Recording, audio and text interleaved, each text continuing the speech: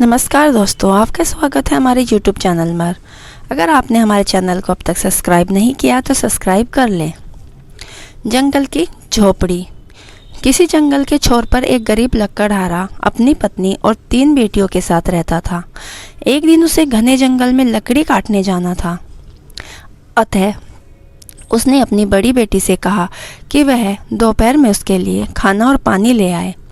जब लकड़हारा जंगल में जा रहा था तो वह रास्ते भर ज्वार के दाने गिराता गया ताकि उसकी बड़ी बेटी को रास्ता खोजने में परेशानी ना हो। लेकिन पक्षियों ने ज्वार के दाने चुग लिए। जब बड़ी बेटी जंगल में पहुंची तो उसे पता ही नहीं चल रहा था कि किस ओर जाना है। फिर वह जंगल में बनी एक झोपड़ी के पास पहुंच गई।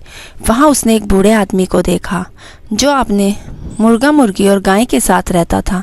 बूढ़ा बोला, तुम हमारे साथ रह सकती हो, लेकिन तुम्हें हमारे लिए खाना तैयार करना होगा। बड़ी बेटी के पास कोई उपाय नहीं था। रात होने वाली थी और वह जंगल में नहीं जा सकती थी। फिर बड़ी बेटी ने उन लोगों के लिए खाना तैयार कर दिया। उसने बूढ़े को तो खाना दे दिया, लेकिन उसने मुर्गा मुर्गी और गाय को खाना देना भूल गई। इस पर बूढ़ा कुछ नहीं बोला। उसने बड़ी बेटी से कहा कि वह बाईं तरफ के कमरे में जाकर पलंग पर सो सकती है।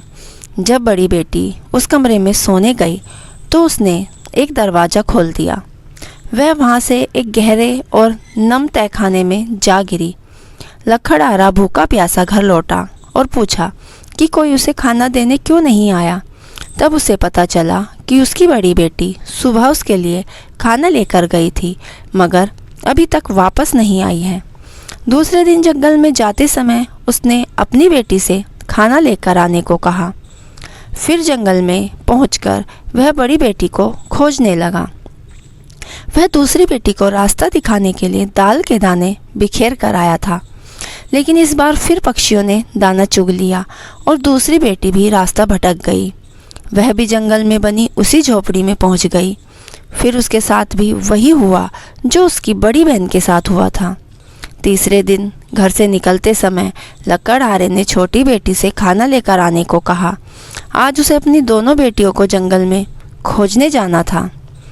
उसने रास्ते में मटर के दाने बिखेरे, लेकिन उन्हें भी पक्षी ही खा गए।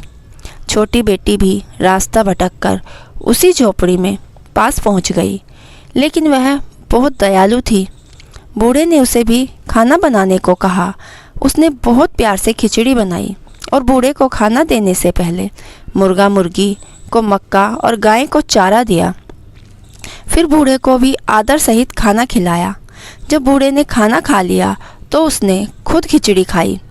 जब छोटी बेटी रात हो गई तो उसे नींद में ऐसा लगा मानो उससे कोई तूफान आने की आवाज़ सुनी हो, लेकिन वह थकी हुई थी इसलिए सोती ही रही। जब सुबह छोटी बेटी की आंख खुली तो वह यह देखकर हैरान हो गई कि उसके आसपास की हर चीज़ बदल गई थी। उस झोपड़ी के स्थान पर अब एक महल था। दरअसल वह बूढ़ा आदमी एक सुंदर राजकुमार था और तीनों जानवरों उसके प्रिय नौकर थे। राजकुमार बोला, तुमने अपनी दयालुता से मेरे और मेरे नौकरों पर किए गए जादू को तोड़ दिया। मैं फिर से अपने राज्य का राजकुमार बन गया। मैंने तुम्हारी दोनों बहनों को तुम्हारे घर भेज दिया है। तुम एक दयालु लड़की हो, क्या तुम मुझसे शादी करोगी? छोटी बेटी ने हामी भर दी और राजकुमार से शादी कर ली। फिर वे लोग महल में सुख और शांतिपूर्वक रहने लगे। दोस्तों, हमारी है छोटी सी कहानी आपको कैसी लगी हमें कमेंट बॉक्स में ज़रूर बताइए और हमारे चैनल को लाइक शेयर सब्सक्राइब करना ना भूलें। धन्यवाद।